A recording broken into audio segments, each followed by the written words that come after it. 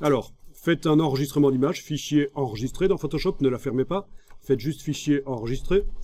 La boîte JPEG arrive. C'est très mauvais d'enregistrer du JPEG à nouveau en JPEG. Ça recrée des artefacts, de la compression qui va se voir.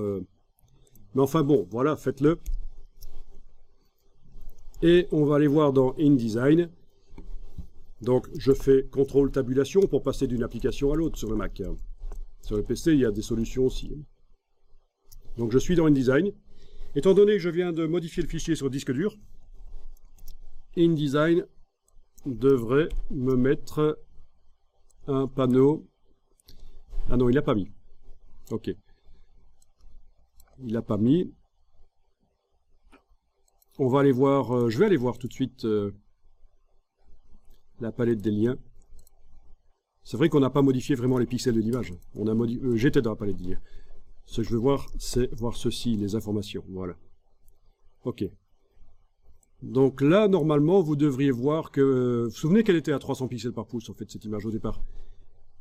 En activant dans la palette des liens ce qui concerne l'image, là, en déployant ici les informations, vous voyez qu'elle est en 72 pixels par pouce, c'est indiqué là, pixels par pouce réel, 72.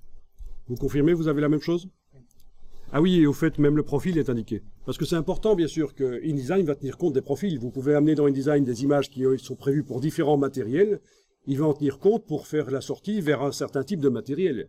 C'est tout le principe de la gestion des couleurs, c'est de tenir compte des caractéristiques des appareils et d'adapter les images pour qu'elles fonctionnent aussi bien sur un autre appareil. Donc c'est important, InDesign a repéré que j'avais inséré dans l'image le profil sRGB et la résolution est à 72 pixels par pouce. Donc si on imprime cette image sur une distance d'un pouce, 2,54 cm, on a 72 pixels. Alors ce que je vous explique ici est super important parce qu'il y a des gens qui ont fait des études en infographie et qui ne comprennent pas ça. Ce qui est malheureux parce qu'ils font parfois des super boulots et au dernier moment, au moment d'imprimer, ils font un fichier pourri et c'est tout flou. C'est vraiment dommage. Ils confondent résolution et définition. Ici, on a bien les deux paramètres qui sont indiqués. On a la définition, le nombre de pixels qui composent l'image, et on a la densité de pixels quand on imprime.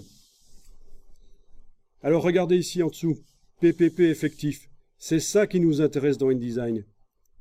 Si vous faites un document pour un imprimeur, il vous a dit, en fonction du type de papier, du tramage que vous avez choisi, il vous a dit, oui, il faudra que les images soient en 300 pixels par pouce, par exemple.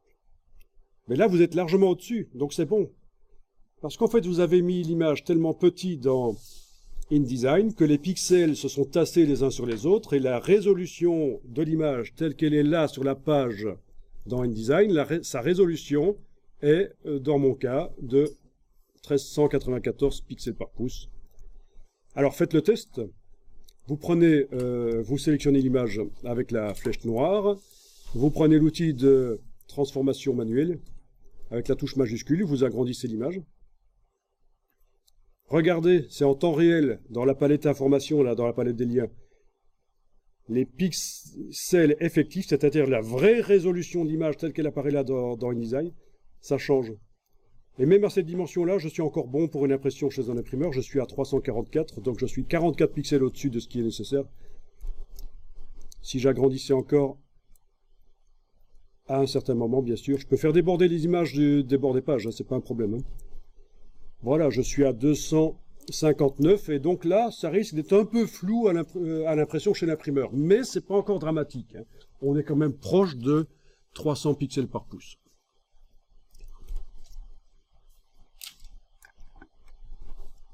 Donc, il ne faut pas en faire une religion non plus, les 300 pixels par pouce.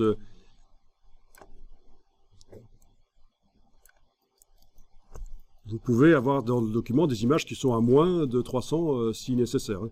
Voilà, je suis arrivé à 393. Donc c'est super important. C'est pour ça que ça n'a aucune importance, la résolution des images que vous allez chercher sur le web.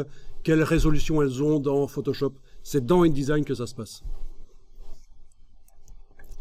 Ça, c'est important. Les PPP effectifs, pixels par pouce effectifs.